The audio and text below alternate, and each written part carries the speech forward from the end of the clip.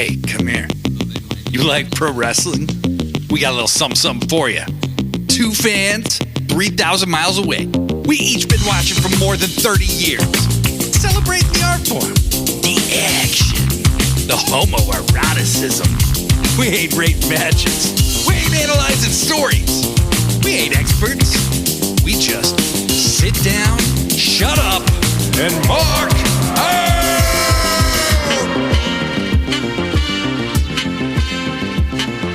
What is up, everybody? It is Blade Goddamn Daily, and I am coming at you for Sit Down, Shut Up, Mark Out, baby. A pro wrestling podcast about pro wrestling. And we have a lot to talk about. But the person I'm going to talk about it with, returning for the first time since, like last week, is Joshi G. Joshi G, how the hell are you? Hey, everyone. So, yes, I'm back, as I said on Threads, going through some personal things, but wrestling is my happy place, so I figured that I talk about it. I did watch Double or Nothing, and it's a really good distraction for me. And just for those of you that are thinking of me on Threads, I will be back soon. I'm just trying to manage my time right now. There's a lot going on. Things will be okay. There's just a lot to process at the moment. But I just want to forget my problems and talk about professional wrestling. So I'm doing okay, considering the circumstances. How are you, I Blade Daily? I'm doing all right. Life is about ups and downs. There's been some downs. There's been some ups. Yesterday, I was thinking to myself, I don't know if Joshi G is going to be ready to do this podcast tomorrow. And then as I'm watching the show and realizing what a fucking classic we're watching, I'm like, there's no fucking way that we're not going to be talking about this. And sure enough, I wake up this morning to like 7 messages from from Joshi. She's so excited. She's like, where are you? And I'm like, I responded like instantly when I woke up, and I was like, it's a holiday in America. I slept in. But no, last night was an absolute banger, the kind that excites you for days afterwards. I'm going to be rewatching it. This podcast is called Sit Down, Shut Up, Mark Out. And folks, strap yourselves in because you are about to listen to 2 marks. Mark the fuck out for a solid hour or so.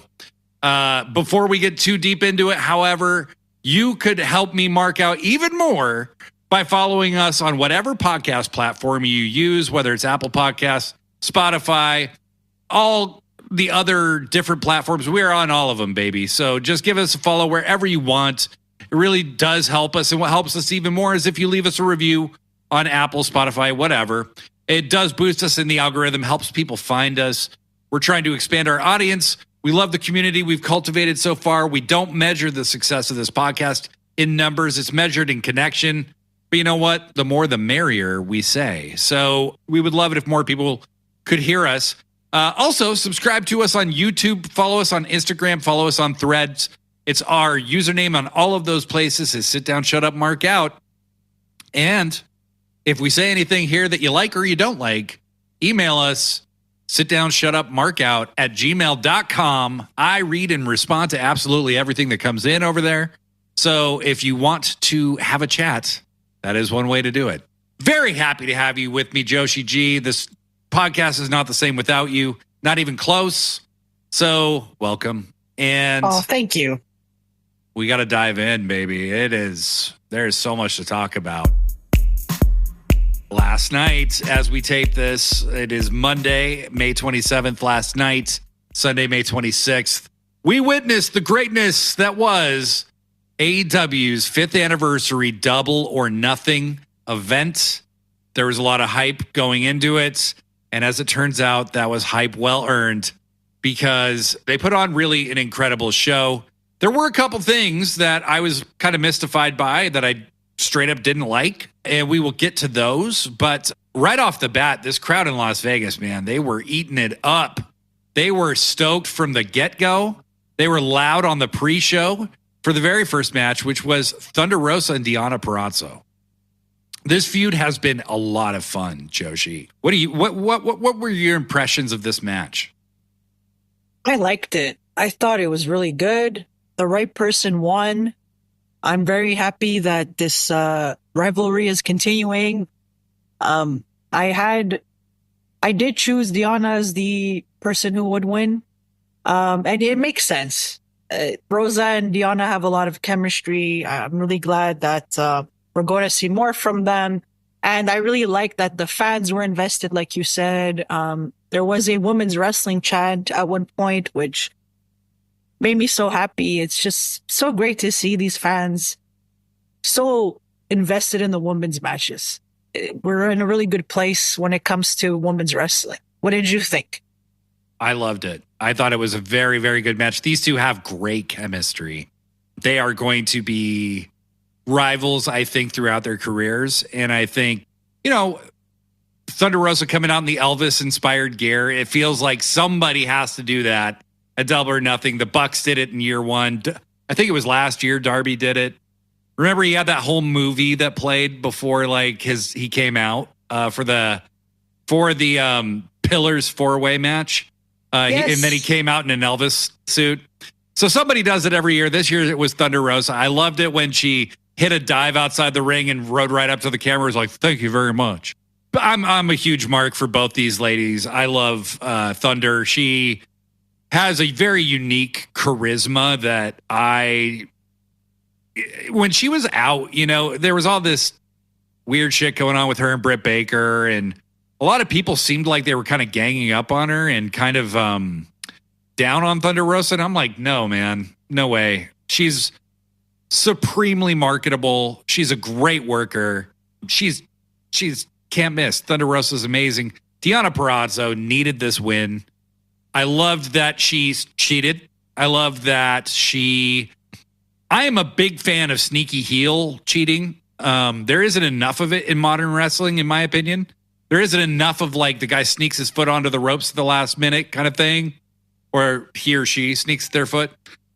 That kind of Ric Flair shitty heel sneakiness that kind of gets you a quick, fluky win. And Deonna pulled it off masterfully here. She's very good at that style, and she always has been. And she was great in Ring of Honor. She was great in Impact at pulling that shit when she needed to. So I like her going full heel. She's kind of been the de facto heel in this feud. She's really ratcheted up the Jersey bitchiness, for lack of a better term. And I think this was the right outcome, and this feud is not over. I just wanted to say, as a fellow Italian woman, I absolutely love her mannerisms because I do it myself, when I get pissed off. And so it's really nice to see a female wrestler with an Italian background in AEW, because whenever I look at her, I'm like, oh my God, it's my paisan. And just the things that she says, the way she talks, I can relate to it. So really, really cool to have her there. And as for Thunder Rosa, I think she's just such a likable person, and she's always over with the crowd. They're always so into her. So props to both ladies. I love them both very dearly, and I'm just so happy that they're both in the same company. Me too. I mean, Jesus Christ, this women's division is it went from this needs a lot of work to holy shit, what do we do with all this talent? It's going to have the same issues that the men's division has, because there's so much talent. We were just, before we started this, a news story broke that Becky Lynch is not re-signed with WWE just yet. I was talking about the excitement of her at least possibly entertaining the idea of coming to AEW. And then we had to you kind of had to intervene and say, where would she go on this roster? And that's a very valid point. So, AEW in very short order has gone from, God, we'd need a talent like a Becky Lynch, to where would she even fit? That says a lot. The other match that happened on the pre-show wasn't as notable to me. The Acclaimed versus the Cage of Agony. I was kind of hoping that Cage of Agony might pull off an upset here, but it was not meant to be. I gotta say, I actually enjoy Max Caster on the mic quite a lot right now. Not his raps, even like his actual promos. There is something this guy has got going on right now where it's like a little extra bit of attitude, and his charisma is really coming through in a different way. The promo that they cut on the Cage of Agony before the match, Max really had me. I like Bowens, but Bowens is he's like, and this isn't meant as a diss. I think this is just a place he could improve. He's got the robotic kind of acclaimed catchphrases that he's always trotting out. And it's his, he's the one who says them. So, I mean, I get why he does it. But I don't want to see these guys end up being, the road dog, where it's like after 2 or 3 years of that shtick, you didn't need to hear it anymore. It was like, your ass better call somebody. It's like, dude, shut the fuck up, man. You can't wrestle. Like, that's how I felt as, like, go ahead, Blade. Tell us how you really feel. I don't want to see Anthony Bowens become that, and I appreciated seeing how Max has kind of mixed it up a little bit and mixed up his approach. What did you think of the match? I find it very memorable. It was okay. I don't think that Billy Gunn should be pinning anybody. I think that needs to stop. I don't think he should be in matches as often. It worked for about a year or so. They won the trios belts, and that was fine, but I'm over it now. And to be honest, I'm kind of over the Acclaimed. I think something needs to change. Maybe Bowens should be on his own. He's an excellent wrestler. I could see him as a singles wrestler, and Max Caster can go full-blown heel. I do think he's better as a heel. And Billy Gunn, maybe have him in battle royals here and there, but, singles matches and 6-man tag and him, getting the pin. I'm not for that. That doesn't work for me anymore. Like you, I would have actually preferred if Cage of Agony would have won. It would have been an interesting upset and maybe set something up for the Acclaim, something new to do. So yeah, I'm with you. I didn't love the match. I wasn't really that invested in it. I didn't care. Yeah, I was kind of like doing stuff while I was going on. Me too. My boy Bishop Khan took the pin, which honestly, of the three, he's the one I'm the most interested in because I think he has a really good look. He has a very cool actual real life story. Like he's a legit prince. And I like Toa Leona. I'm a big fan of him. I like Brian Cage. And I really feel like, these guys, on the heels of breaking up with Swerve, it's a good time to do something with them. And I agree with you. I think Billy Gunn is not Sting, and he doesn't have the history of a Sting. He doesn't have the legacy of a Sting. He's been given his flowers massively, but I don't want to see him wrestle. And you're right. I don't want to see him getting the pins on young guys like this. Like it just bothers me. And I think the Acclaimed have probably maxed out what they can do together. They've been they've been tag champs. They've been trios champs. They've had a great run. I don't think Anthony Bowens is getting any more out of the Acclaim than he already has. And partly that's because Max Caster's been the promo driver. His raps often drive the feuds, drive a lot of things. And I want to see Max on a heel run. I think he could be excellent on a heel run. And I don't think they even need to necessarily feud with each other, I think that's kind of almost overdone to a certain degree at this point. Like, have them just say, hey, we did everything there is to do.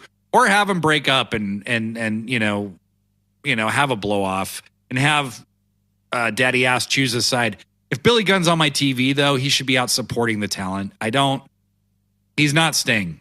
And he's on the TV more than Sting was, and it's not a diss against Billy Gunn. I am a Billy Gunn fan, but I just don't need to continue to see him. If people are sick of Jericho, why aren't we talking about Billy Gunn?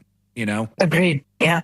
Good God. So that said, wasn't a terrible match or anything. Wasn't hard to watch. I did see most of it, but was really glad that was on the pre-show. So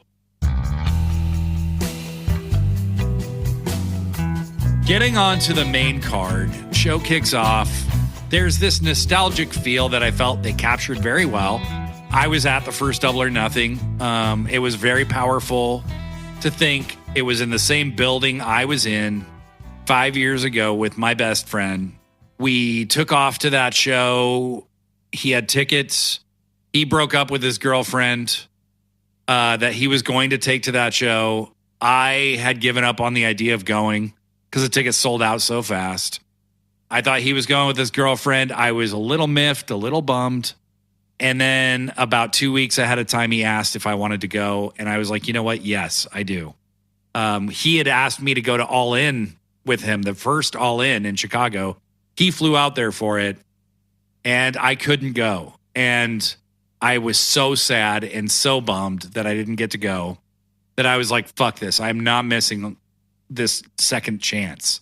And so we drove to Vegas from Seattle, and we were in the MGM Garden Arena watching, fucking the Rhodes match, with Dustin and Cody, watching MJF come onto the national scene for the first time, watching Hangman win that battle royal, watching Sammy Guevara fight Kip Sabian, watching the Bucks fight the Lucha Bros, which wasn't as chaotic as some of their other matches, but was every bit as good.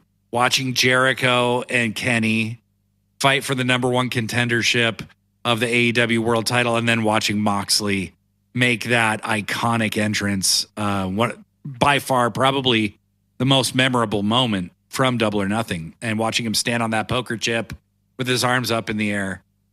Unbelievable stuff. It really, really reminded me of how far AEW's come in such a short period of time. And it kind of I felt just a slight bit emotional watching it, to be honest with you. And so we immediately get into the first match, and it's a banger. What else can you say? It's Will Ospreay versus Roderick Strong. What were your thoughts about this one kicking us off? Oh, I love that they kicked off with Ospreay. Why wouldn't you? The guy has so much energy. He's so over. What a perfect way to start the show. Before I get into the match, I just wanted to point out that I am so relieved that the crowd was into the show, because last year, it seemed like the Vegas crowd wasn't as loud. They didn't seem as into it. So I was a little bit worried that it would have ended up being the same way this year, but that wasn't the case. They were really, really into it. So I just wanted to point out that what a relief. It makes a really big difference when the crowd is into the show. So as for the match itself, I thought it was great. Definitely one of my favorite matches of the night. Not just great, it was incredible. It was an excellent match. As I've said before, Roderick Strong, it reminds me a lot of Dean Malenko. Will Ospreay, we know how freaking amazing he is.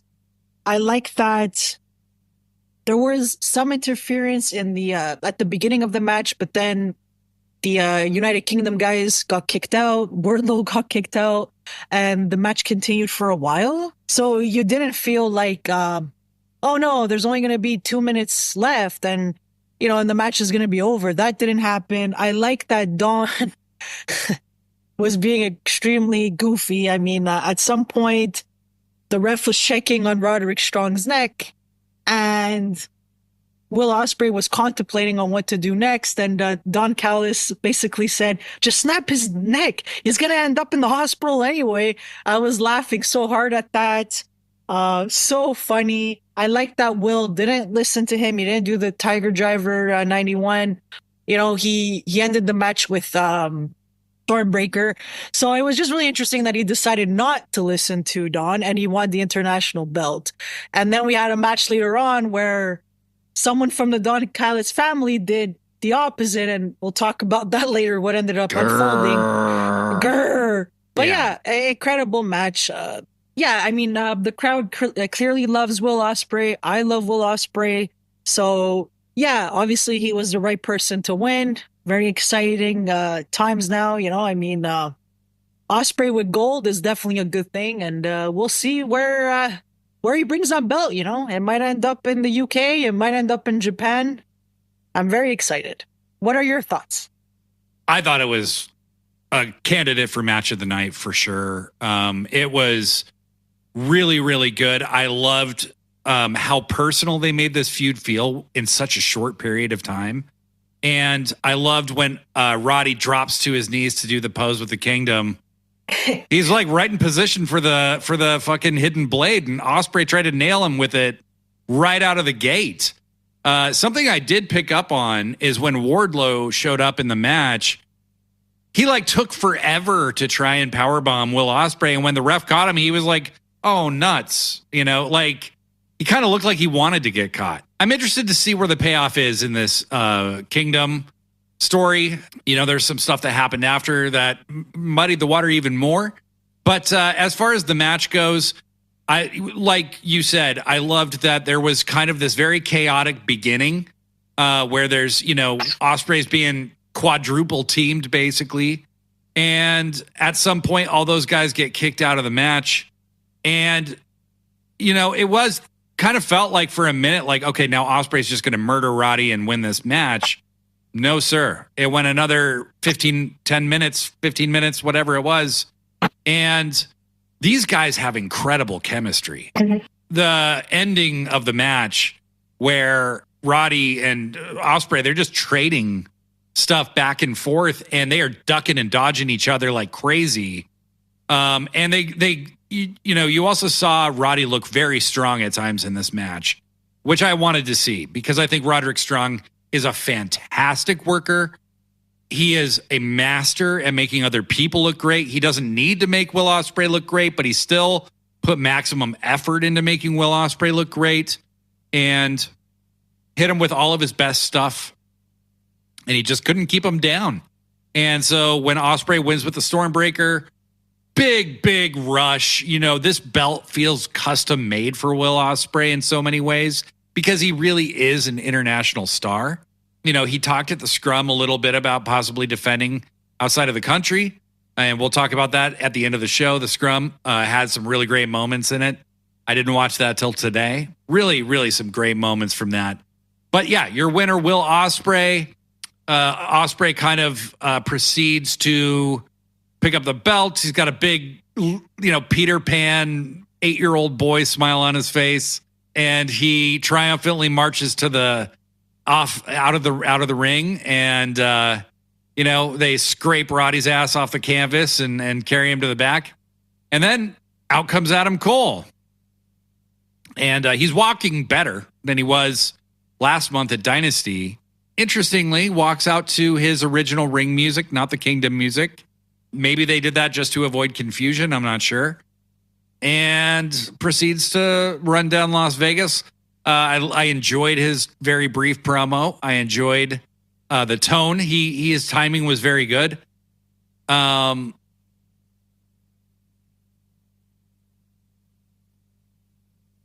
Well, I was just going to say, Adam Cole made it very clear that he's not cleared yet. So at least we know that he's not going to be back anytime soon. I mean, not in the next month or so, I can imagine. So I'm glad that he kind of gave an update where he was like, I should be at home, you know, rehab, you know, rehabilitating. So it was nice to get an update from him personally. And then, yes, what happens next? We get a video package of the devil himself. The devil himself. And, you know, it's MJF. You know, they're showing this room with all his stuff in it. And he puts the ring on. You know, he goes up to this mannequin that has his usual MJF attire on it. And the arena is dark during this time. You know, Cole had been talking about, you know, we all have a little devil on our shoulder, blah, blah, blah, blah, blah. And the arena had gone dark during that. And the lights come back up. Cole's standing in the ring looking kind of bewildered. And then MJF's music hits. And we have really quite an astounding pop for MJF. It was a massive pop. The only person I could see, you know, maybe one or two people getting a similar pop would be Swerve or Osprey had they been gone for a while. The crowd is losing their minds. MJF comes out in the most ridiculous return attire that I can recall in recent times. It's a total parody of Triple H's fucking white boy biker motif that he loved so much, with the jean jacket with the leather sleeves. But of course, MJF has his MJF like plaid pattern on the back. It looks ridiculous, but MJF looked cut as fuck. I'm not sure how much steroids this guy is on right now, but he looked very trim, like he's been hitting the gym very hard. He looked incredible. And then why don't you take it from there, Joshi? So he's walking down the ramp, gets in the ring. He's looking at Adam Cole. You can tell he's really upset. Adam Cole is trying to convince him that they're friends. Come on, Adam. And MJF hugs him, and then he kicks him in the midsection. And Nuts. then in the nuts. He nut shots him. Come on. And then he destroys Adam Cole, essentially. I was actually really impressed that Adam Cole was able to take a brain buster. Take a brain buster, yeah. And then pretty much said, get this piece of shit out of my ring. Yeah. And then MJF, man, he said a lot. He said a lot. And I did look at the how long the segment lasted. So it was 10 minutes. And within that 10 minutes, he covered a lot of ground. So he pretty much ended the devil thing completely. The devil storyline is over. You know, it feels that way. Yeah. I like that he threw the devil mask on the ground. He decided to freaking beat it up. He spit on it, and then he threw it in the audience. Hey, he did the Ric Flair strut elbow drop onto the mask too. Yes, which I popped for. I mean, that was pretty great. It was so funny. He talked about how, unlike Adam Cole and the other schmucks in the back, he wasn't made by New Japan or Vince McMahon. Mm-hmm. MJF made MJF, which was such an amazing line and is actually very, very accurate. It was a very good line. That was the best line of the promo, for sure. Yeah. He said that he is not going to let love dictate anything for him. It's going to be hate that drives him. No more goofiness, no more muchacho stuff, none of that. He is not going to trust anybody, and he is going to prove that he is the best wrestler in the world. And honestly, I'm so relieved that he's not going to be the corny babyface anymore, because I prefer this version of MJF. And he confirmed that he has re-signed with the company, which, I mean, most of us thought was extremely obvious. And he got an AEW tattoo, which was really freaking cool. And he's just so loyal to AEW. And seeing him come back, it just reminded me, this guy is the heart and soul of AEW. He truly is. There's just something about him. He's so charismatic. He's so young and has done so much in such a short period of time. He has proven himself in such a short period of time. Just an incredible wrestler and personality. So I'm just so happy he's back, and I'm really excited to see what happens next.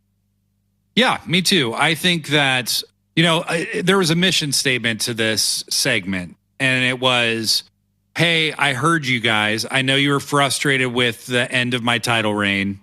I know that you guys didn't like, the majority of you didn't like it enough, at least. The brochacho, kangaroo kick, over the top, John Cena-esque, Hulk Hogan-esque babyface thing I was trying to do.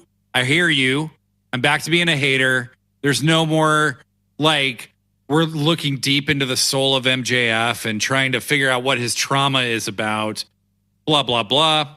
I think the Devil storyline had its detractors. I think some people liked it. I know that people were interested in it. And I was a little stunned to see them just, if they are moving beyond it, it's pretty stunning because I don't know what it means for Wardlow, anybody in the Undisputed Kingdom, Adam Cole, any of them. Like, what does it mean if that's really the case and this is just over? It's not just MJF that's affected by that. And so I'm very curious to see what that means. Is Adam Cole just going to kind of enter this thing with Wardlow now?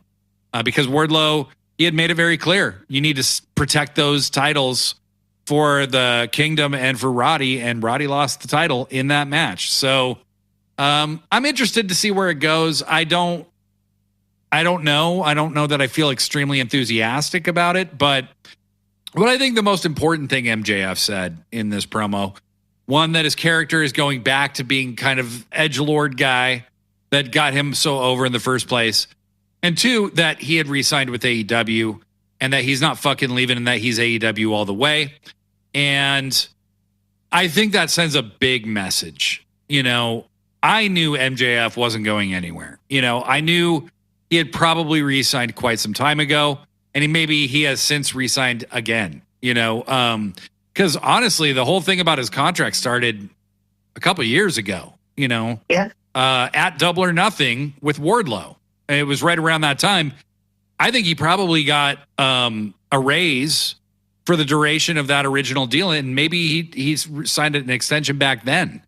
But whatever the case may be, he's sticking around. He's AEW for life. And I think that's, you know, I mean, I say for life kind of with quotations, but he's AEW for the foreseeable future. And I think he is maybe, you know, even the WWE hardcore AEW sucks and is some shitty bullshit promotion people are interested in MJF and thought maybe he would come to WWE, and he put that to bed. And I think that's an important thing to put to bed. You want to inspire confidence in your viewers, and knowing that MJF's going to stick around. I will say MJF is not my guy. You know, I do like MJF. I know how talented he is. I love his matches. I don't always know. He comes across, you know, kind of young to me in some of the ways he presents himself that I think I would love to see him mature a little more. That's just me personally, but he's not my guy, but I respect his immense talent. No matter what. And I'm glad that he's back. And it's a big win for AEW that he's in the fold and he's not going anywhere. All around, a triumphant moment for AEW to announce that MJF is back and he's back for the long term. So we move along to our next match, which was a match I was really looking forward to. And it delivered in a very big way, but delivered something that I wasn't sure if I was expecting it, but I was so glad to have it. It was the Bang Bang Gang versus Death Triangle. And one, Death Triangle's entrance rules. It rules.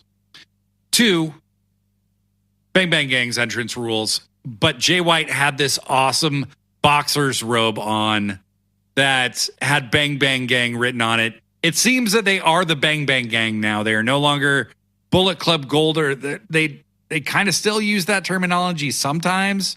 I think they do still call the fans of the audience gold members, but they are billed as the Bang Bang Gang the majority of the time these days. And that is a testament to Jay White that, you know, he got that phrase over so heavy. But you know, I think we're all excited to see Pac versus Jay White in any capacity. I think this may have been the beginning of something rather than the end. I didn't know. I picked Bang Bang Gang to win this one, but I didn't know for sure. And they had a very, very good match. All the guys in this match are super good. I just want to quickly, before I throw it over to you, Joshi, I want to shout out the Guns. They have improved so much in such a short period of time.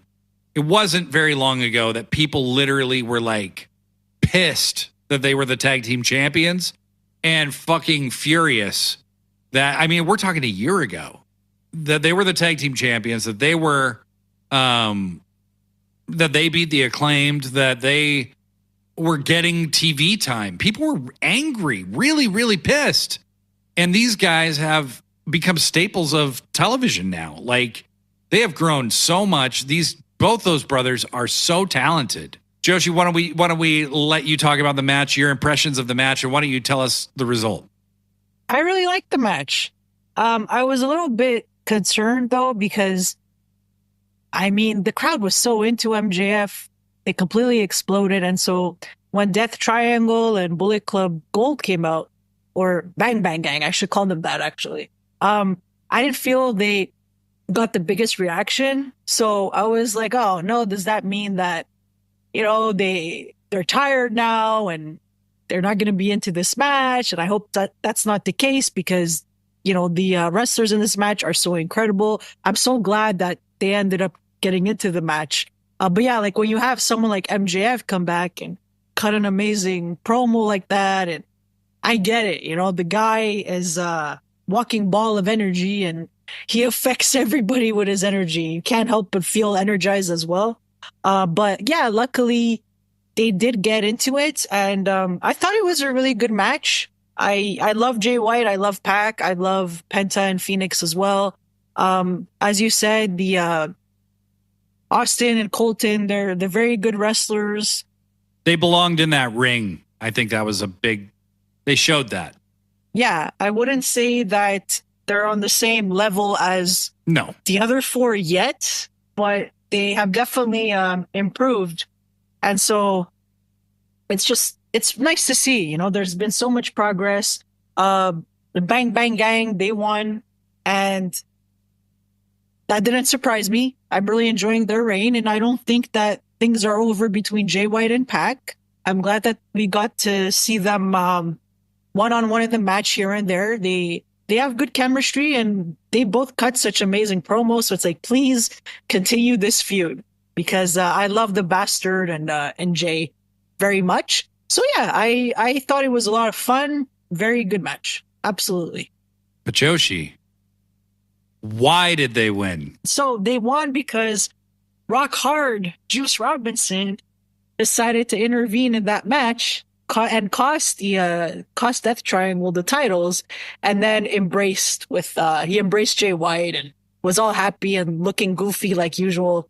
So yeah, so Juice is still with them. Thank goodness. We have the silly caricature back. So thank goodness. I don't think this feud is over. To me, I always saw the trios as a possibility for the Bang Bang Gang, but I really thought it would be Juice and the Guns winning it. And so I'm wondering, like, could they like just sub Jay for Juice, you know? And I don't see why not. It's the Freebird rule. Like, who cares? So that Jay could go do single stuff.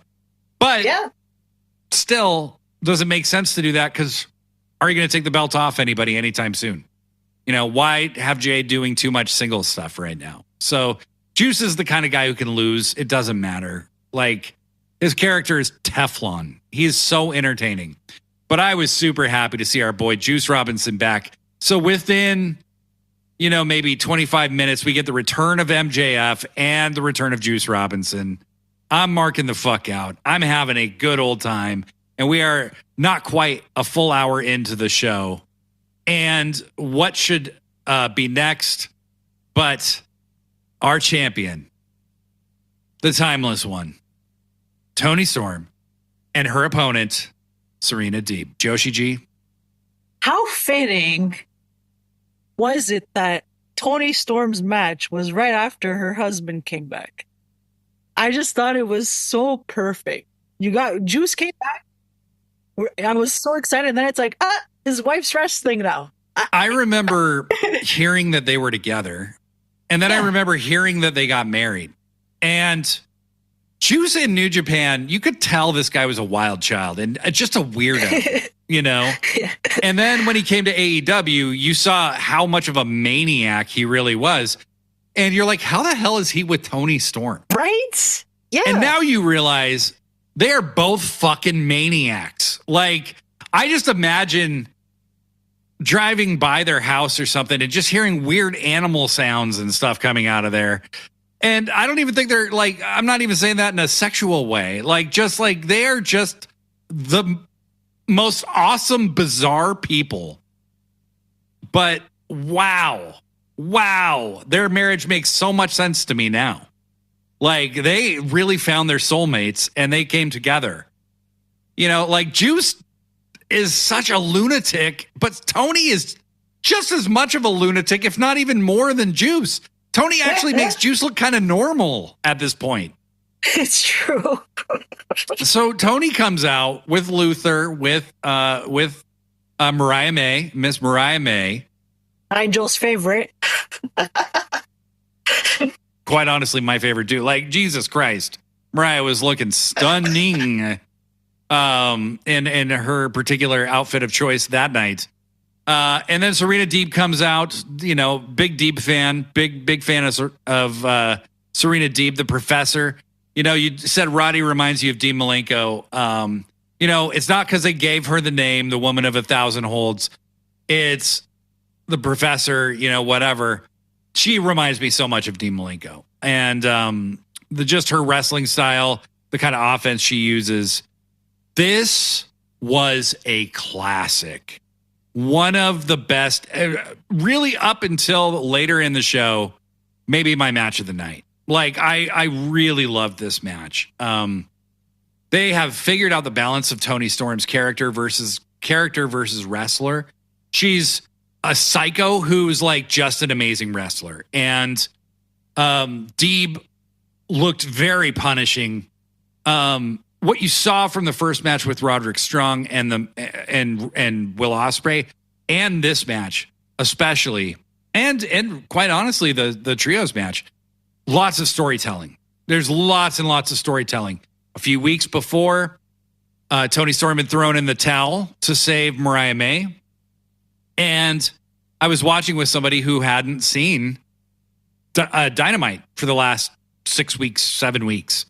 And I was bringing that person up to speed on what had happened with Mariah May having the towel thrown in. And then they literally cut to Mariah with the towel in her hand, getting ready to, you know, cost Toni the title because she's locked in the Serenity lock or whatever they call that. And then Luther takes the towel away. Toni slides out and thinks Luther was going to throw in the towel, throws the towel into the crowd. And then Mariah very slyly is like, Luther, how could you? You know, and like,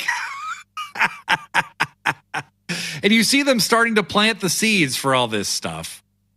So they unleash a flurry of offense on each other. Serena Deeb kicks out of the Storm Zero pile driver, captures Toni in the Serenity lock many times.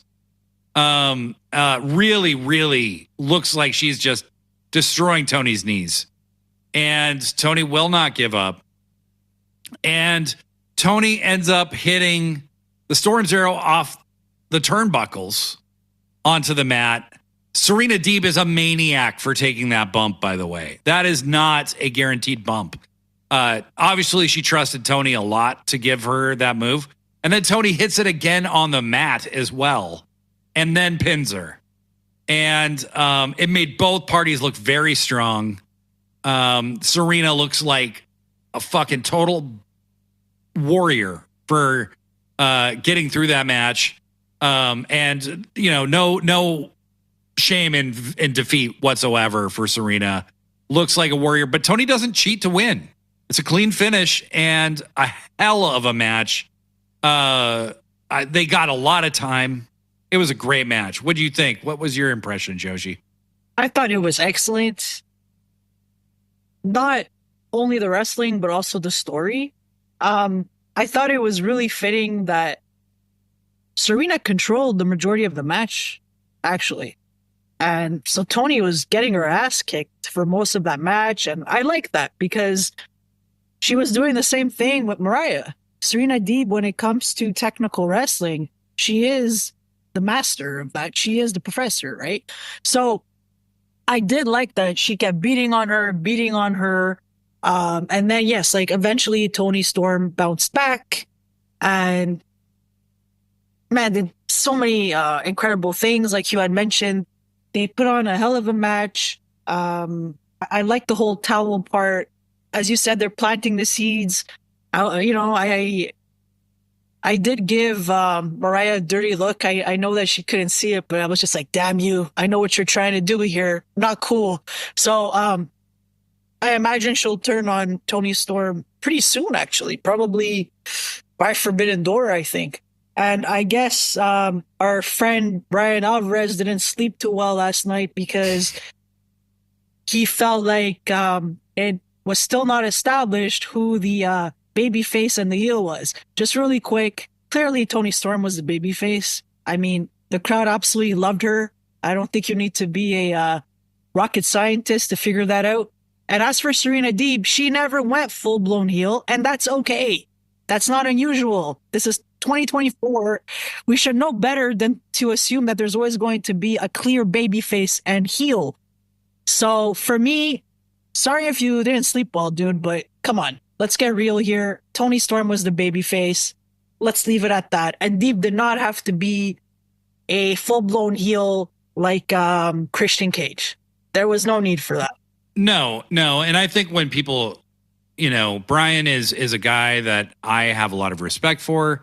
However, recently he seems very, very set on AEW, needs to rigidly define everybody. And it's like, to be honest, WWE doesn't rigidly define everybody. And like, there isn't always a super obvious babyface or a heel, like stripping into Serena's flag was a bit of a heel move, but it was very entertaining and the crowd cheered it. Serena attacked Toni and bent her in the Serenity Lock over a chair, and the crowd booed her because she's doing that to somebody they really like. But I don't think the crowd even fully turned on Serena Deeb. They just prefer Toni Storm. Everybody prefers Toni Storm, and Serena Deeb knew that and played into it, but she never went full-blown heel. I just, I have bad news for the people who've been watching wrestling nonstop and reviewing wrestling nonstop for the last 20, 30 years. You've watched too much wrestling. There isn't one way to do wrestling, and AEW has proven that. Many other organizations and indies have proven that. Many wrestlers have proven that. Orange Cassidy alone has proven that. And speaking of Orange Cassidy, that leads us to our next match. And this one, a little weird. I will say I didn't love it. It was Orange Cassidy versus Trent Beretta. This was a match I was really looking forward to. And weird. I had assumed that this was a big setup for Don Callis to recruit Trent Beretta and have Beretta join the Don Callis family. I would talk about the intricacies of the match, but it was just kind of a match. And Orange came out, had them kill the music for Jane, had them bring back the music from the Pixies, Where Is My Mind? He wasn't wearing his aviator sunglasses. He was wearing these new sunglasses. He was wearing darker jeans and a darker jean jacket and a black Orange Cassidy shirt, which I'd never seen him wear before. And the premise was that Orange Cassidy was embracing a more serious side. Trent came out to new music, new entrance, which I thought was good. And then they had what I would consider to be a very solid match. But, if you don't mind, Joshi, I mean, Orange Cassidy just beat him. Clean. I mean, yeah, it was okay. It was decent. It was a good match. I mean, it wasn't bad. I just don't understood if this was the finish, why was this on this pay-per-view? The outcome was very strange. I was convinced that Trent was going to win.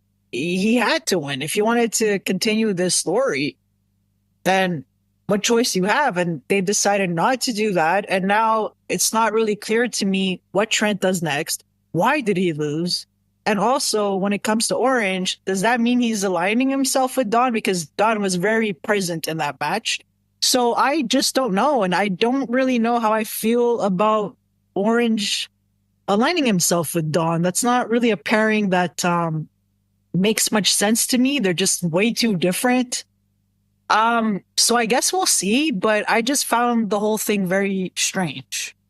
I found it very strange. I found it very anticlimactic. The match itself was anticlimactic. These guys are both too good to be put in a spot Orange Cassidy is a crowd favorite. He has proven that he is a wrestling genius over the course of 5 years now. Trent Beretta is one of the unsung heroes of AEW. He has been putting people over selflessly for years and years and years, always making them look good. He always gives a maximum effort. The man hates his own neck, takes the craziest bumps, and has done everything possible to make every minute that he's on screen be memorable. So I guess this could be a case of the booking not matching what I thought was going to happen. And so maybe I didn't care for that.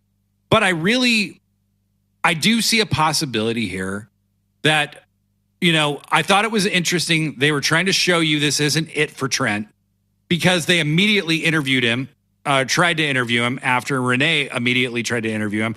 Rocky Romero came out. And I think this combined with some events that took place later in the show, I can see a possible step forward for Trent that doesn't involve Don Callis. Because Don Callis is clearly involved with Orange Cassidy. Now, I am very intrigued to see where the hell Orange Cassidy is going.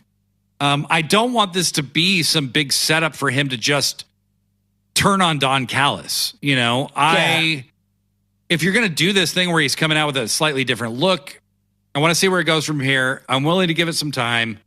Was a little disappointed in the results.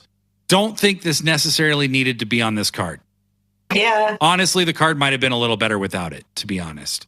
And there's another match that I felt that way about. We'll get to that. Because it wasn't the next match, which was Hook, Shibata, and the Learning Tree. Chris Jericho in an FTW rules match, your basic garbage match, where, the guys are using weapons. They're beating the piss out of each other. There was a pretty inspired and terrifying looking Death Valley driver, courtesy of Shibata, onto Hook, onto Jericho, through it. What was supposed to be through a table, but literally everybody just bounced off the table. There was a moment of comedy in this match that happened at the end that I found to be hilarious. But at some point, Big Bill comes out, as you're pretty sure he's going to.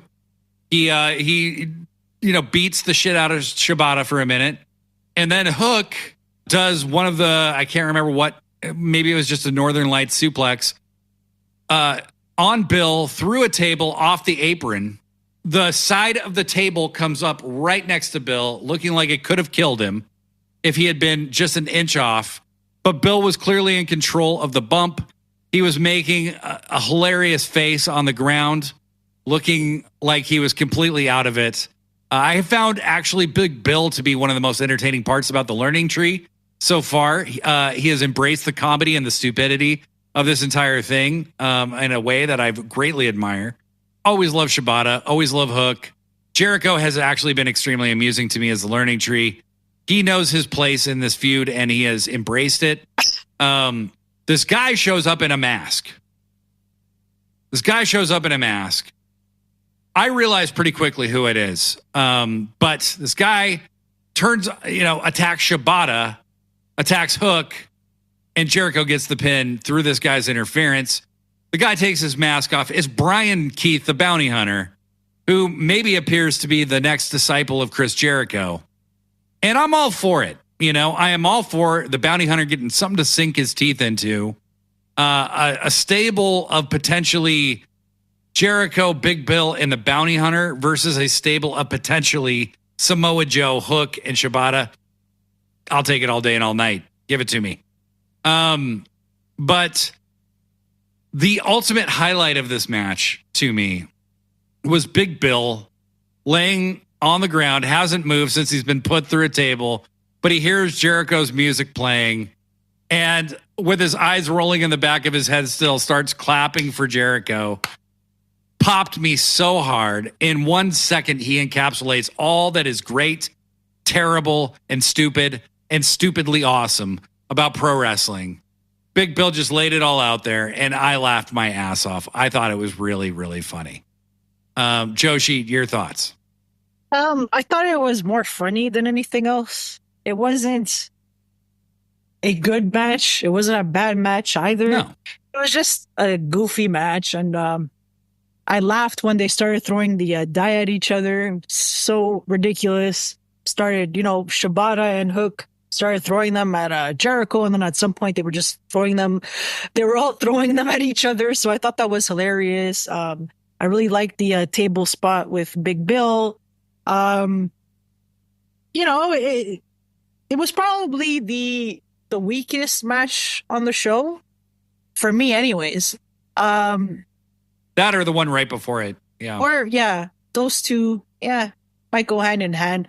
I did like that the fans chanted Shibata's name. Yeah. Shibata is just such an amazing wrestler.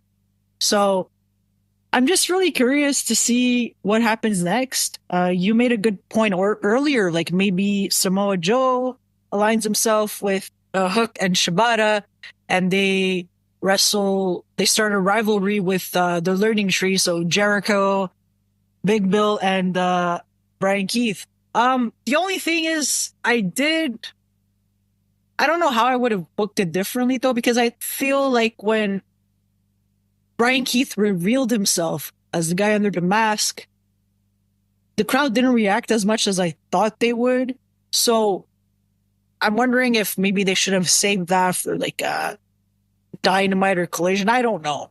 Brian Keith saying, you know what, fuck you both for double submitting me. I could learn a lot from Chris Jericho. He fits in that category. Yeah. The young guy who could learn something from Jericho, and Jericho delusionally feeling like he can lead him to greatness. So we'll just see where it goes. It wasn't a bad match by any stretch. It didn't blow me away, but it didn't detract from my experience at all. I think I was much more frustrated with the Trent and Orange Cassidy match than I was this match. However, we're about to move on to a match that really frustrated me. The lowlights, let's say, for me personally, of this show, and I have reconsidered some of my original rage. Okay. I made a big show on the Predictions podcast about how Tony Khan needed to get this one right. And there was only one right outcome. The match in question, Jon Moxley versus Konosuke Takeshita for an Eliminator IWGP title match. There were a number of things about the conclusion of this match that made no sense to me. And they still don't. Okay. Spoiler, Jon Moxley beats Konosuke Takeshita. Clean with one arm. Okay. One, why is this an Eliminator match? Just make it for the IWGP title. Okay. And have Moxley win.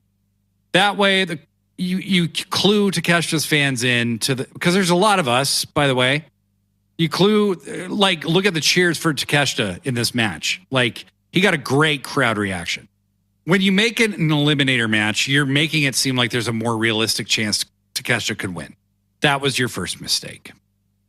Second, Takeshita attacks Moxley in a very brutal way the day before the match and smashes his arm inside of a chair. Moxley comes out, can barely use his arm.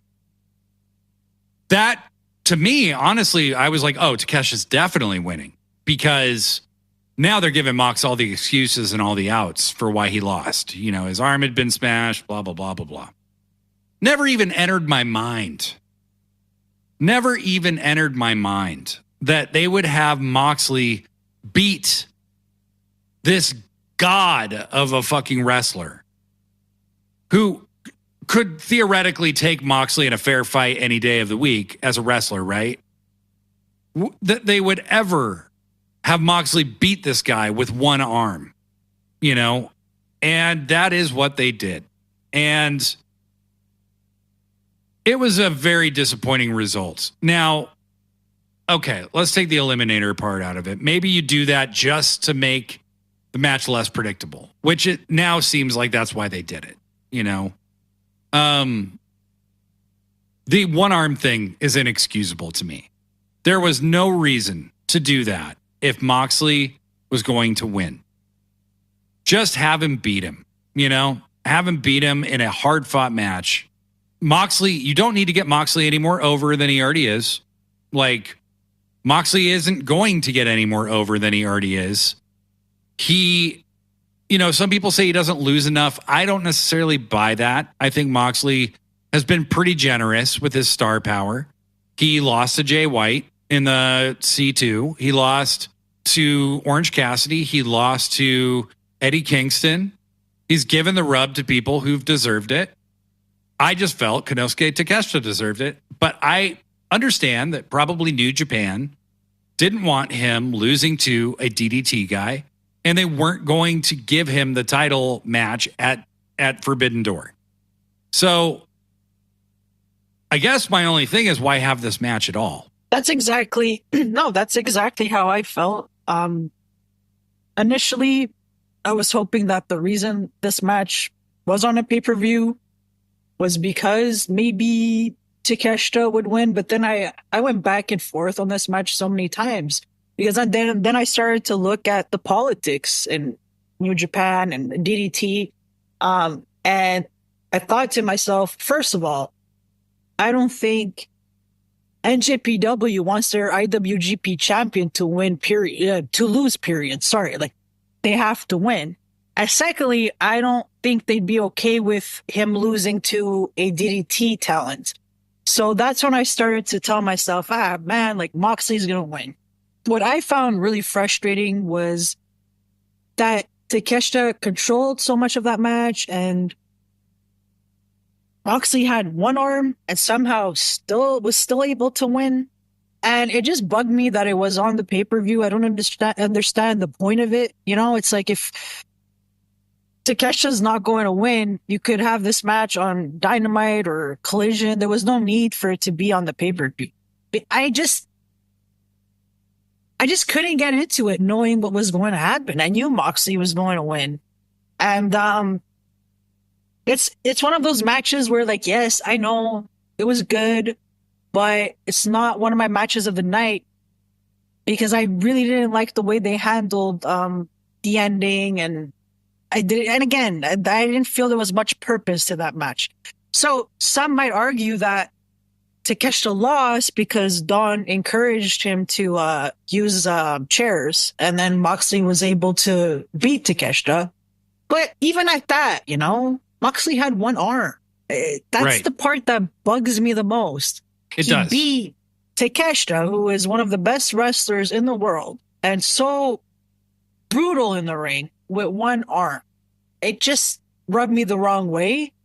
I don't know what they have planned for Takeshita next. My assumption is that he's going to be very angry with Don, and that he's going to distance himself from the Don Callis family. That's the only logical thing I could think of. And maybe Takeshita will turn babyface again, and hopefully start winning matches. That's what I want to see at this point. Like, I don't even care if he's a babyface or a heel. I just want him to start winning and to get a push and to just be taken seriously. Like, that's all I ask for. And I didn't feel I got that last night. So definitely disappointed with that one. I'm not saying the match sucked or anything like that. No. It was it was very good, but it frustrated me more than anything else. Yeah, I think that for me, I see the possible story beat. I just don't even know if AEW is actually doing that on purpose. Like, you could draw the inference that Will Ospreay won because he ignored Don Callis, and that Takeshita lost because he listened to Don Callis. And there could be a broader story there. But I need to see from AEW that something's happening with Konosuke Takeshita, and I need to see it now. Like, you cannot disappear this guy for another 3 months. No. You cannot, like, pull him and then try to bring him back some other way. Like, I want to see Konosuke Takeshita matter in AEW, and I want to see him start beating some of their top stars. Kenny Omega shouldn't have been doing jobs. Anytime Jon Moxley loses, anytime Kenny Omega loses, anytime Swerve loses, anytime MJF loses, anytime Adam Cole loses, anytime those guys their losses have to make a difference. Like, they have to make a difference. Eddie Kingston beating Jon Moxley to win the C2 mattered. And you never, ever just have those guys randomly lose to people. You know, Jay White beating Jon Moxley in the C2 mattered because Jay White had just lost to MJF and it got something back for Jay White, you know, gave him some credibility back. Beating Okada, like, that has to matter. So you don't just give those losses away, right? But, you know, Samoa Joe, Danielson, you know, all those guys, if you beat them one-on-one straight up, it has to matter. I thought this was going to be Konosuke Takeshita's moment. And every time you put him in a big match, I'm not including the Ospreay loss in this because that made sense to me. Because I think it made Takeshita look very strong still. But Kenny Omega did a clean job for this guy last year. And they have not made it matter. And I'm mad about it. I don't appreciate that as a fan of AEW, as a fan of Konosuke Takeshita, and as a fan of Kenny Omega. It sounds like I'm taking this shit too seriously right now. I understand. But I feel pretty strongly about this one. Well, especially because the fans like Takeshita. Last night, yeah, they were chanting for Moxley, but they were chanting for Takeshita as well. And you see this online as well. A lot of fans are saying, what's going on? We love Takeshita. We want more.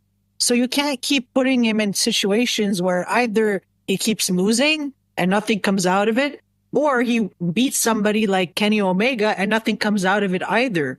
Like, please, make something matter at this point.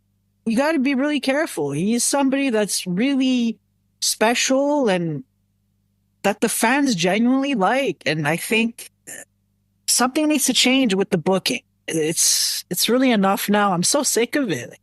I feel you. I'm upset about it too, you know, and yeah, maybe I'm also taking it too seriously, but it sucks when you see a wrestler that you really like and who deserves so much more being put in the same situation over and over again. I don't want to harp on it anymore. Good news is we've reviewed the frustrating parts of this show now. Yeah. Steel cage barbed wire match. Malachi Black versus Adam Copeland. I chose with my heart rather than my head on this one. Logically, I didn't think Adam Copeland was going to join the House of Black, but I wanted to see it, damn it. Me too. I still chose Copeland, but...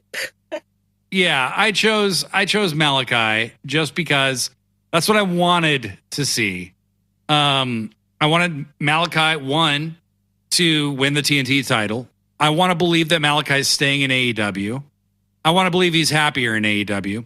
And you know what? I kind of still do believe that because there was a different Malachi in this match. One, he looked like he was just having a good time. Like, his selling in this match was next level. It was super good. He was screaming. It made the match scarier, quite honestly. When he had the barbed wire to his head, he's screaming like somebody's killing him, you know? Oh, my God. The entrances were awesome in this match. Malachi's was awesome.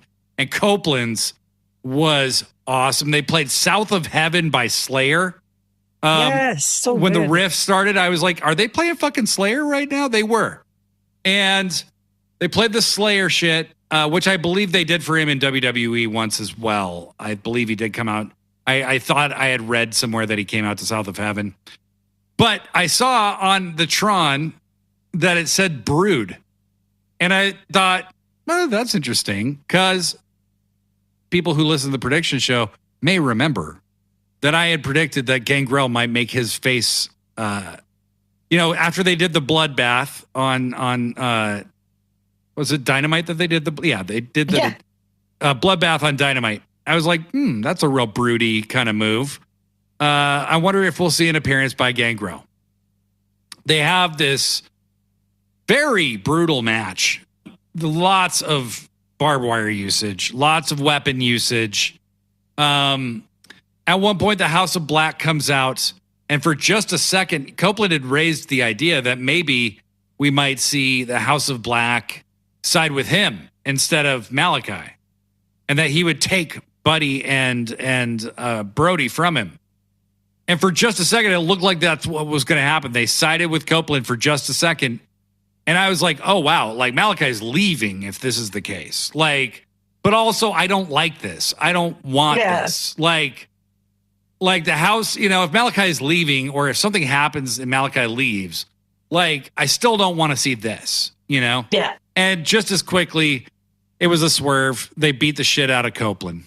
And Joshi, why don't you take it from here?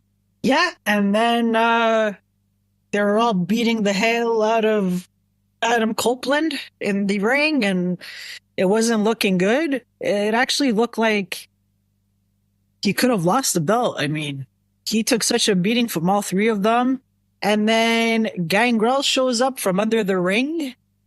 And I think he had misted something in Brody's eyes, and that's kind of why like he passed out, but you didn't see him yet. So it just came from the bottom of the ring or something like that. Right. And then when he finally came out, he misted Buddy Matthews.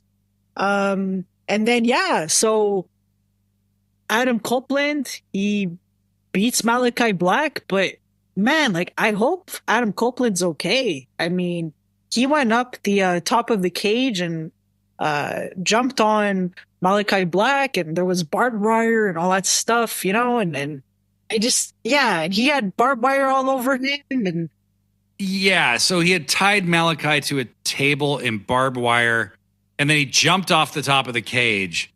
And I think where it was a little problematic was he was dropping an elbow, but he kind of landed on his feet. Yeah, exactly. And he kind of hit the mat as he was dropping the elbow. And, you know, that's kind of the trick to the elbow is you land off the opponent and you're not dropping your full body weight on them or very little weight at all. But that could have really fucked up your leg. However, he wrestled a lot after that. But he had a pretty bad limp leaving the stage. He did lean on Gangrel quite a lot on the way out. So I am not entirely clear if he was hurt or not. It could have been to sell it for the match. Maybe. But he looked like he was in a lot of pain. Yeah, I was very worried about him. That was just such a crazy bump to take, you know? It is a crazy bump. And for, you know, a guy who just turned 50, like that's a crazy ass bump. I popped big for the Gangrel appearance. Me too. When I heard that Copeland was doing the Brood thing in WWE without Gangrel, sorry, that just doesn't work for me, brother. Makes no sense. You know, I understood Christian wasn't going to be part of the Brood, but come on. If you're going to do the Brood, you got to have Gangrel there, for God's sake. The person I was watching it with was not familiar with Gangrel, did not realize. She said to me, are those tooth implants? Are those like legit tooth implants? I was like, yes. And they're actually bigger now than they were back in the day. They are, right? Yeah. They were large. Like those are some serious fucking fangs he's rocking there. Yeah. They're longer. You know, it was a bunch of havoc and crazy shit. But very fun match. I didn't think Malachi lost anything by losing this.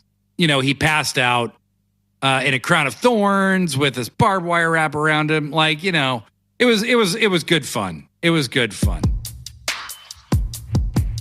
But then we move on to the first of our triple main event series. And it is Mercedes Moné versus Willow Nightingale. And I knew how excited my good friend Joshi G was going to be for this. We both agreed Mercedes Moné, we both considered to be the female GOAT. And this is her first match in AEW. And it had been built extremely well. And so, Joshi, why don't you do the honors, please? Take us through what we saw. Okay. Yeah, I'm so excited just thinking about that match. So finally, we got to see her in-ring debut, which, my gosh, was absolutely incredible. She had her dancers and she had those guys dressed up and they were like drumming, and finally she comes out. She looks like the amazing star that we know her to be. Gets in the ring. The fans are into her. Okay, this wasn't like on Dynamite where they were booing her. No, no, no, no. They were into Mercedes. The CEO chants were loud. They were really loud last night. They were actually louder than Willow's chants. Yeah. And that was a little surprising to me. Me too. So you had her come out, amazing entrance, and then you had Willow come out with Chris Statlander and Stokely. I really like what Willow was wearing, and I liked what she did with her hair. Like, she looks really cool, you know? She mixed it up and she top graded her look. Yeah, she really top graded her look. She looked fantastic. And then, you know, they're in the ring together, and you just feel the energy of the crowd. You know, they're just all like, oh my God, these two women. And some of them are chanting CEO, the others Willow, like back and forth, back and forth. Absolutely incredible. And then when the match started, like Mercedes keeps trying to get away from Willow. And then she leaves the ring and she runs away and she goes back into the ring. Willow follows her, you know, and what does Mercedes do? She starts beating on her. Mercedes is a very intelligent woman. She's been doing this for a very long time. So my question was, you know, how is she going to be in this match? I mean, she hasn't wrestled for a year. Is there going to be some ring rust? Are there going to be parts that aren't as fluid? You know, I wasn't sure. So I would say maybe at the very beginning, there were a couple of glimpses of that where it's like, okay, a little bit of ring rust, but not a big deal. Like, especially like, you know, when she was using the top rope a lot. But it still managed to look good. So it's like, it didn't bother me. And I love that Willow kept, Mercedes kept attacking Willow's ankle and wanted to destroy her. Be like, hey, you know, I'm getting my revenge here. You injured me. I'm going to injure you. Amazing storytelling. Amazing. And then you had Willow who had enough of her and she starts banging Mercedes' ankle and trying to break her ankle again. And it was just really intense. Their back and forth was so good. Mercedes is so fast, you know, and she moves like Eddie Guerrero in a lot of ways. And all the things that she could do from the top rope are absolutely terrific, you know, because I don't feel you get to see as many women in AEW that use the top ropes so much. And I love that Mercedes is always jumping everywhere. You know, like she just combines all these different wrestling styles and perfects them, you know, like she makes everything look so good. To be perfectly honest, this was my match of the night. I thought it was an excellent match. I was into it from the beginning until the end. I thought these two had so much chemistry. We already knew how amazing Mercedes was, but I feel like now that she got to wrestle at Double or Nothing, it reaffirms that for the doubters. It's like, okay, now please keep quiet. She's still clearly an amazing wrestler. It also showed that Willow is very good. And there was a part where Chris Statlander and Stokely were distracting the referee. When Willow had Mercedes a visual pin. I mean, like she hit her with the fucking doctor bomb and was just laying there ready to pin her ass. Yeah. And I thought that was really cool because that really showed that Mercedes was putting Willow over even though she was going to win. She said, like, I was beat. She had me, you know, and that's pretty cool. Really cool. She didn't have to do that.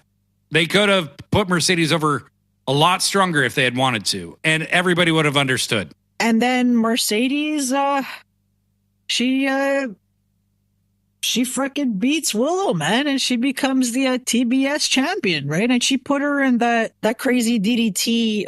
I need to look up the name. I always forget it. The name of that move. Yeah, but that DDT. Yeah, I forget the name of it too. Move. It's Yeah. It starts from like the like position of back, like and then she flips her. yeah, it looks like a gory lock or something like that. It's like it looks like a Guerrero move, and then exactly. she whips them around and hits them with the DDT. Yeah, it's a very explosive move, and that's what a word I would use for Mercedes is. She's for somebody who's so petite. She is extremely explosive. There's a few other wrestlers who I could say that about, like Kairi Sane is somebody I would consider to be an explosive wrestler who's also quite small. But Mercedes is very, she is built very petite, and she's in great shape. She's got a lot of great muscle tone. So it's not like she's like this dainty little thing. But man, what I loved about this match, the psychology of it all was so sound, is Willow's bigger and she's going to use her size to her advantage. Mercedes is smaller and she has to outrun Willow. She has to kind of goad Willow into chasing her and tries to wear her down that way, and then starts attacking the vertical base. She's gotta wear down her vertical base, what JR is always talking about. And Mercedes just kind of outlasts her in this match and makes Willow wrestle her match and eventually wins, And I didn't think she was going to win as clean as she did. Yeah, I just found it. So that was her finishing move. Yeah. The moneymaker on Willow, who is a lot bigger. Yes. She executed perfectly. Willow obviously helped. Mm-hmm. For somebody Mercedes size to make that move on somebody Willow's size look good, Willow's got to do her part. And she did a great job. And really, yeah, if you're going to lose to that move, you want it to look good because you want your character to look like they were devastated, So they made it look as good as they possibly could. I really didn't see a lot of ring rust in this match. I thought Mercedes looked, she's going to look better in a month when she's wrestled more. But she looked great. And I was really surprised that she won clean. I think I was expecting maybe the thing that happened to happen differently, which was maybe Stokely and Chris to cost Willow the match somehow, which they did, but not in the way I thought. They cost her the match because they were distracting the ref while Willow had the visual pin. And then after the match, Stokely Hathaway, who's wearing white and black, and Chris, who's entirely in black, they're foreshadowing something. Stokely starts dressing Willow down and screaming at her, and Statlander pushes Stokely down, pushes him away. He looks pissed.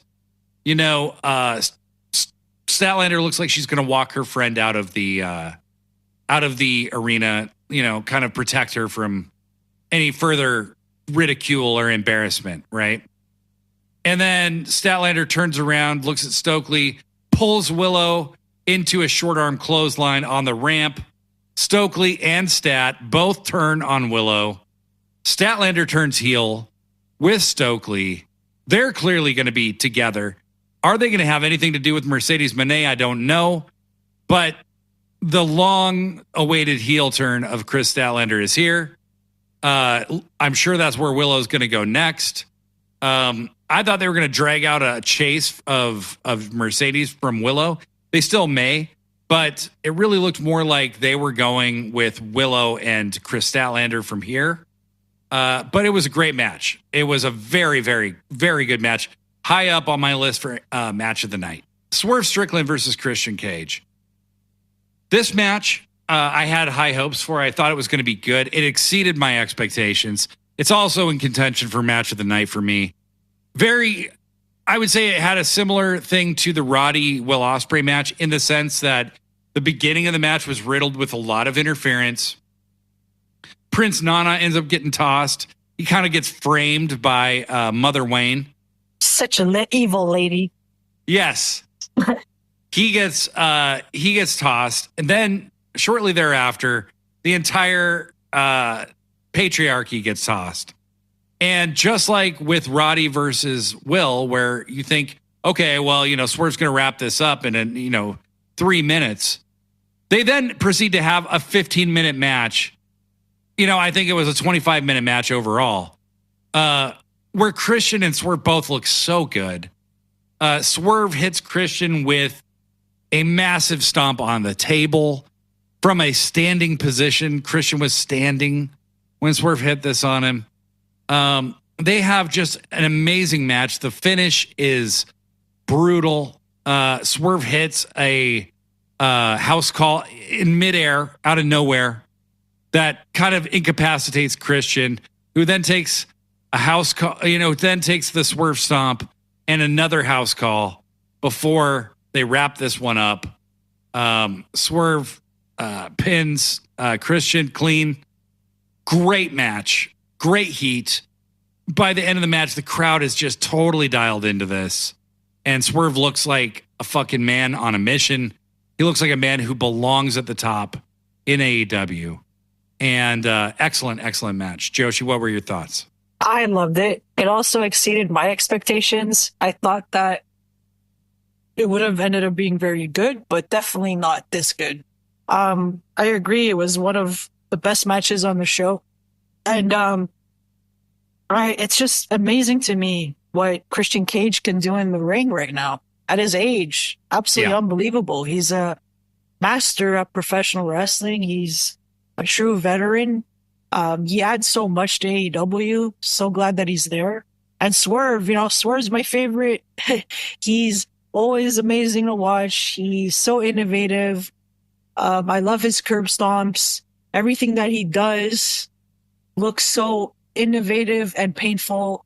So yeah, like you, absolutely love the match. I like that once the patriarchy were thrown out, they continued the match for a while, because I was like, oh, maybe this match won't last long. I wasn't sure. It went on 15 minutes after the patriarchy got thrown out. I mean, they had like a whole second match pretty much after that happened. Yeah. Which was a good thing because the crowd loved it. They got "This is awesome" chants. They kept chanting Swerve's name. So, yeah, I thought it was really good. And I thought it was funny that, what's his face? Nick Wayne, that he tried to intervene again. And then, Nana came out and got rid of his got rid of his ass. I thought that was hilarious. I'm glad that Nana came back out. Like, he's clearly very loyal to Swerve, which is nice to see. But yeah, I love Swerve as champion, and I want his title reign to continue for a while. I'm really enjoying everything with Swerve. My man Swerve better be the champion come Wrestle Dream, because that's taking place in Tacoma, and it's in October. And that would be a great title reign for Swerve. To get to like November time with the belt would be a big deal. Yeah. Great match. Christian, yes. Swerve, we know, he's in his physical prime. He's at the top of his game. Christian is in great shape. There's no way he's in his physical prime. He's 10 years past his physical prime. And you would never know it because he is so fluid. Everything he does looks perfect. I had nothing but accolades, and the person I was watching it with had nothing but accolades for Christian. We both were just remarking at how fucking good this guy is. He looked like he absolutely belonged. Nobody thought Christian was going to win, and they made you doubt it a few times. And what a fantastic effort by both guys. This was a great match, and can't say enough good about it. Might have been the match of the night. We're at 4 matches now that I could have picked. Right. There's Mercedes and Willow. There's this match. There's Osprey and Roddy, and there's Timeless versus Serena Deeb, which could have been match of the night. Any one of those 4 could have been my pick. I'm not going to pick one of them. Like, any one of them could have been. And they were all deserving. We wrapped up the night with an insane spectacle. I'm glad that they finished with this match because I don't think the crowd could have taken any more after this. It would have been unfair to ask anything else to follow it. You have Anarchy in the arena.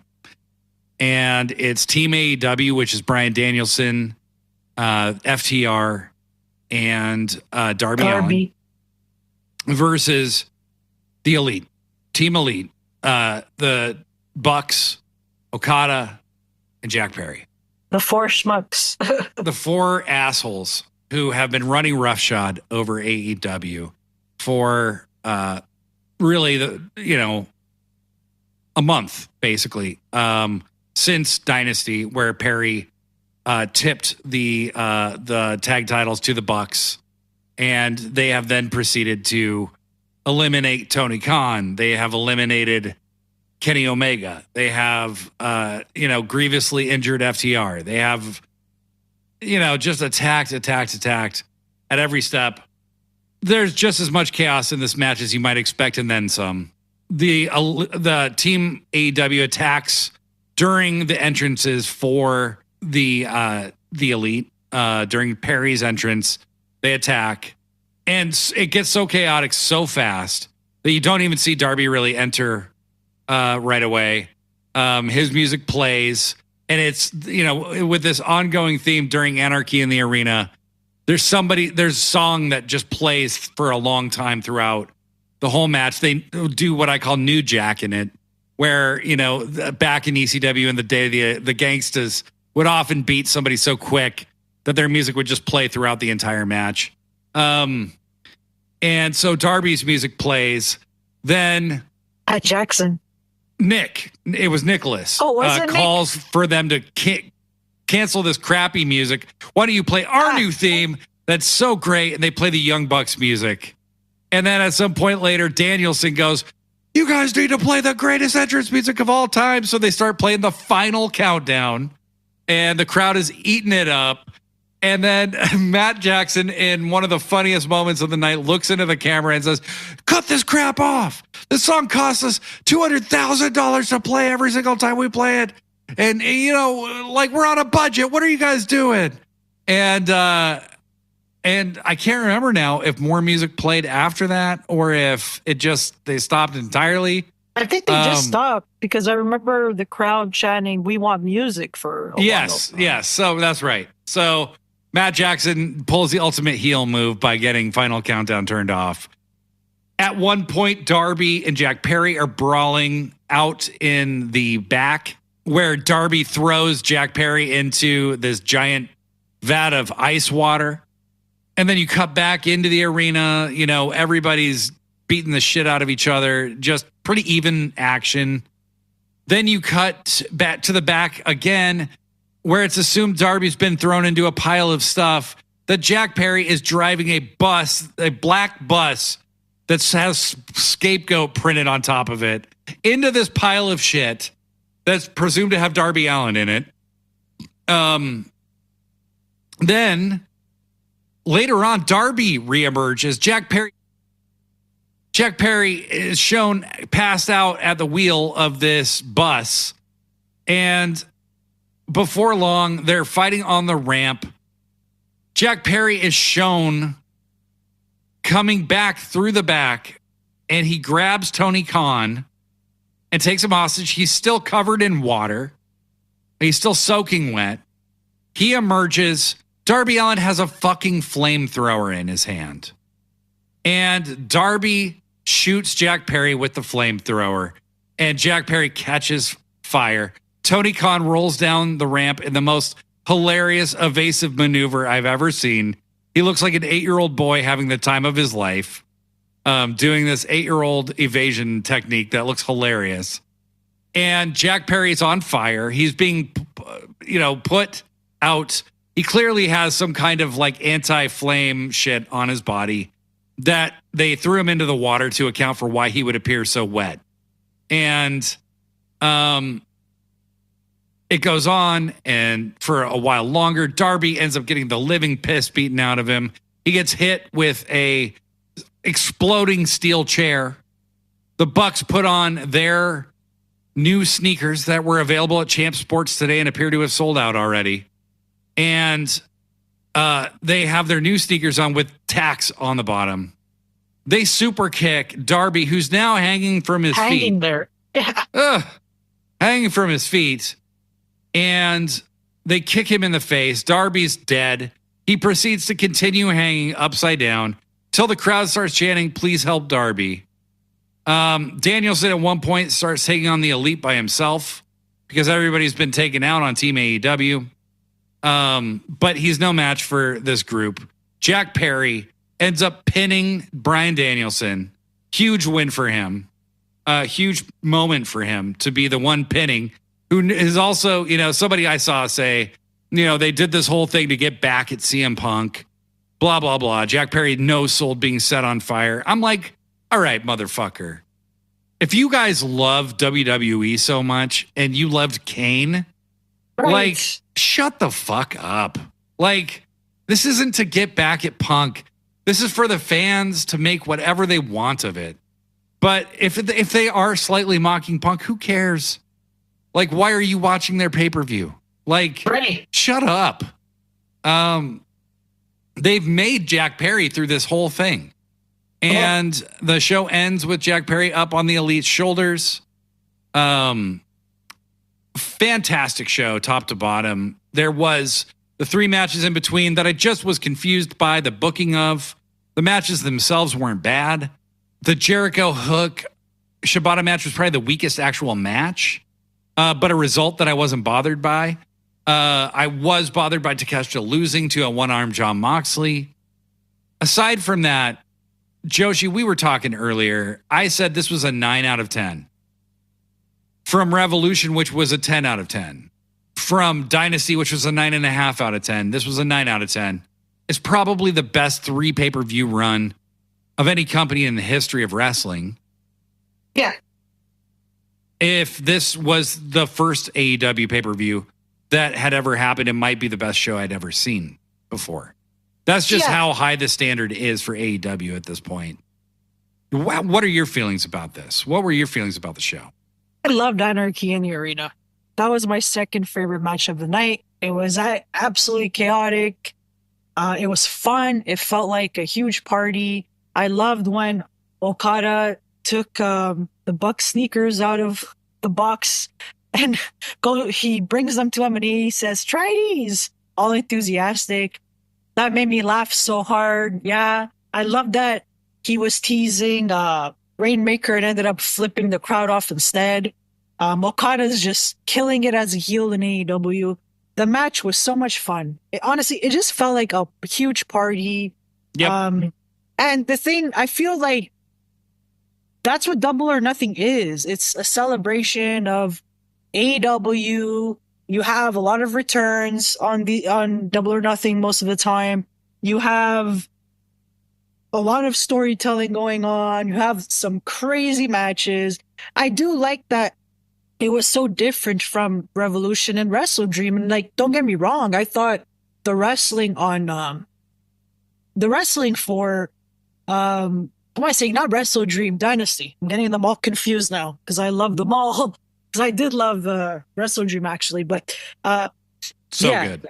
But yeah, so like if you look at Revolution and Dynasty, and you just look at the matches, the quality of the matches, yes, those pay-per-views were better, absolutely. But when you look at Double or Nothing, there were things that this pay-per-view did better. So they did the returns a lot better, especially MJF. That really stood out. It was one of the highlights of the show for me. And Juice, of course, return felt like a big deal. Felt like a big deal. And I like that, we had discussed this before. Most of these matches were story driven. I've never seen an AEW pay-per-view with so many story driven matches. It was the most story driven AEW show I think I can ever remember. Yeah. And it was done seamlessly. Every match had a story to it. Even if the story was one I didn't necessarily agree with, they're all going somewhere. And none of these matches were as good as anything that was on Dynasty, or as good as at least obviously very little is ever going to be as good as Danielson versus Ospreay.